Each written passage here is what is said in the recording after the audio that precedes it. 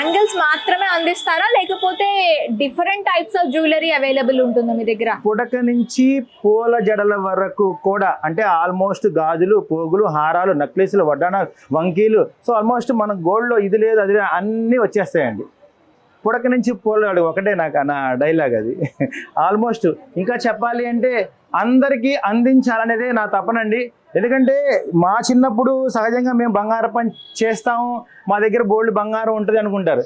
మా మదర్కి వచ్చేటప్పటికి మేము ఫీల్డ్కి వచ్చిన తర్వాత కూడా, అంటే మా నాన్నగారు ఓకే అన్నీ చేశారు, బట్ ఇప్పుడు వడ్రానాలు, వంకీలు, హారాలు అనేది చాలా పెద్ద కళగా మిగిలిపోద్ది ఎవరికైనా సహజంగా. సో ఆ కళను తీర్చడానికి ఖచ్చితంగా నేనైతే ఈరోజు వచ్చాను.